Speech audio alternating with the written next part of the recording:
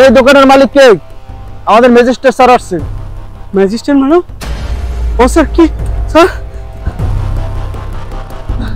Madam, আমার সর্বনাশ করবেন না, আপনার কাছে হাত ধরতেছি ম্যাডাম, আপনার পা ধরতেছি। আরে কি করতেছেন আপনি? আমার পায়ে হাত দিয়ে সালাম করতেছেন কে ম্যাডাম? কি হয়েছে বন্ধ? আমি একটা ফুটপাতের মানুষ, আমার পাশ হয়ে সালাম করতেছেন।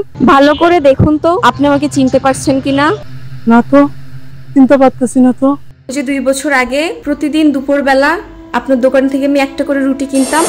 ভাইয়া 10 টাকার একটা রুটি দাম তো। এলা না পা।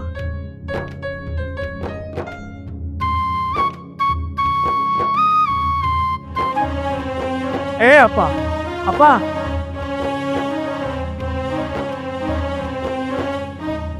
আপনার একটা কথা কই। কি বলেন? আপনি যে এই যে দুপুরবেলা প্রত্যেক দিন একটান করে 10 টাকা দিয়ে রুটি খান, এই রুটি দিয়ে আপনি কি করেন আপা? এটা আমি খাই।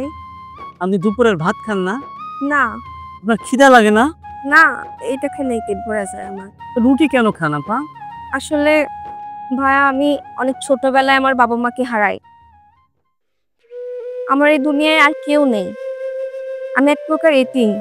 আমি অনেক কষ্ট করে এই পর্যন্ত আসছি। বর্তমানে আমি কলেজে পড়ি, আর এই পড়াশোনাটা অনেক কষ্টে চালাই।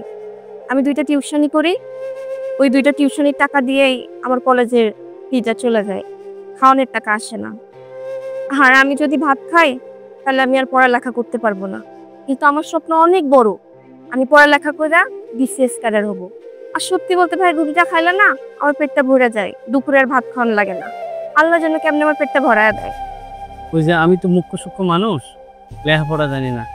ওই যে আমার যে দোকানটা আছে না, আপনি যদি প্রত্যেক দিন টিউশনি যখন আইবেন, তখন যদি একটু আধা ঘন্টা ধরে একটু হিসাবটা একটু ক্লোজ করে দেন রাত্রে আগুনের সময়, তাহলে আল্লাহ যদি রহম করে আমার কিছু টাকা আপনারা দিলে আপনি বাকি টাকা দিয়ে লেখাপড়া করতে পারবেন। বেরোলাম আমি আপনার ভাই, আপনি না করেন না। হ্যাঁ, আপনি কাল থেকে আমার দোকানে একটু হিসাবটা করে দিয়ে দেবেন। আমি সে মেয়ে, শুধুমাত্র আপনার জন্যই পড়াশোনা করে বিসিএস পরীক্ষা দিয়ে আমি ম্যাজিস্ট্রেট হতে পেরেছি। আলহামদুলিল্লাহ। আপনি যদি ওই সহযোগিতাটা না করতেন তাহলে আজকে আমার পড়াশোনাটা চালিয়ে আমার ম্যাজিস্ট্রেট হওয়া হতো না। কিন্তু আপনি একজন পঙ্গু মানুষ, অসুস্থ মানুষ হয়েও আমার পাশে ছিলেন, লেখাপড়া না জেনে আমাকে সহযোগিতা করেছেন। আর আজকে যে আমি এই কোর্ট পরে আছি, এই জায়গায় দাঁড়িয়ে আছি, শুধুমাত্র আপনার জন্য। আজকে আমি চাকরিতে জয়েন করে প্রথমেই আপনার কাছে এসেছি দোয়া নিতে। শুনেন, আপনাকে আমি আর ফুটপাতে ব্যবসা করতে দিব না। এইটা কি কইতেছেন ম্যাডাম? এই দোকান না হইলে চলো কেমনে? আমি আমার প্রথম 6 মাসের বেতনের টাকা দিয়ে আপনাকে বড় একটা দোকান করে দিব। আপনি এই দোকানটা বন্ধ করে ওই দোকানে চলে যান। না না ম্যাডাম, এইটা আপনি কি কইতেছেন? প্লিজ, না করতে পারবেন না।